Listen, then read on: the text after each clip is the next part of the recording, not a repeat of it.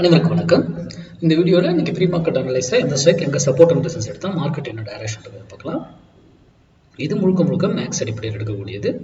நம்ம மேக்ஸாக இருந்தால் பங்குச்சந்தை இயங்குது அப்படிங்கிறத சிந்திக்கணும் என்பதற்காக தான் இந்த வீடியோ கொடுக்குறோம். வேற ஒன்றும் கிடையாது. மார்க்கெட் மேக்ஸ் சார்ந்து தாங்க இயங்கும். அதை சார்ந்து படிங்க. உங்கள் பகுதியிலேயே உங்களுக்கு தெரிஞ்சவங்க யார் சொல்லி கொடுத்தாலும் கற்றுக்கோங்க. அது ஒர்க் ஆகுதான்னு செக் பண்ணிவிட்டு அப்புறம் ட்ரேட் பண்ணுங்கள்.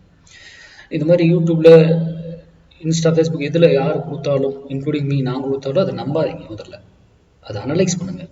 ஒர்க் ஆகுதா அப்படின்னா பயன்படுத்துங்க, இல்லையா தவிர்த்துருங்க. சரி, இன்னைக்கு நிஃப்டி எக்ஸ்பைரி இருக்கு. எக்ஸ்பைரியில் ஸ்டூடெண்ட்ஸ் நம்மகிட்ட படித்த ஸ்டூடெண்ட்ஸ்க்கு மட்டும் 0 to ஹீரோ கால் பண்ணுறவங்க அந்த 5 ரூலில் மட்டும் மிஸ் பண்ணாதீங்க. எப்போ என்ன டைமில் எடுக்கணும், எப்போ ஸ்ட்ரைக்கை சூஸ் பண்ணணும், என்ன விலையில் வாங்கணும், எல்லாமே அந்த 5 ரூலை மட்டும் மிஸ் பண்ணிடாதீங்க. 0 to ஹீரோ கால் எடுக்கிறவங்க. சரி, இன்னைக்கு நம்ம அதுக்கு 24,100 புட்டு 32 rupees சப்போர்ட் எடுத்தா நிஃப்டி 50 இறங்கும். அது ரெசிஸ்டன்ஸ் எடுத்தா நிஃப்டி 50 ஏறும். நல்லா கவனிங்க. 32 அப்போ 32க்கு மேல இருந்துட்டா பிரச்சனையே கிடையாது. மார்க்கெட் அது பாட்டுக்கு இறங்கிடும், பிரச்சனையே கிடையாது, நோ ப்ராப்ளம். ஆனா அதுக்கு கீழே இருந்ததுன்னு வச்சுக்கோங்க, இறங்கும் மார்க்கெட். இது இந்த ஸ்ட்ரைக்கு மறுபடியும் ஏற ட்ரை பண்ணும். அப்படின்னா என்ன சார், அப்போ கீழே தான் இருக்கு, மார்க்கெட் ஏறணும் இல்லை அப்படின்னா இப்படி இறங்கி புரிதுங்களா? இந்த மாதிரி.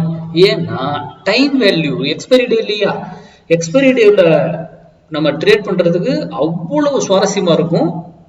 நிறைய நீங்க லேர்ன் பண்ணலாம் எக்ஸ்பைரி டேல. நிறைய பேர் சொல்லுவாங்க எக்ஸ்பைரி டே ட்ரேட் பண்ணாதீங்க அப்படி இப்படிலாம். இன்ட்ராடே ட்ரேடர் எக்ஸ்பைரி டே எல்லாம் பர்ஃபெக்டா யூட்டிலைஸ் பண்ணுவோம். நீங்க அதை சொல்லிட்டு போகும். இந்த பிரீமியம் நான் அடுத்தது இங்க தான் போக போறதே உங்களுக்கு முன்னாடியே நீங்க ப்ரெடிக்ட் பண்ணிடுங்க நம்ம மேக்ஸ்ல. அது போல அதை ப்ராக்டிஸ் பண்ணுங்க. ஓகேங்களா?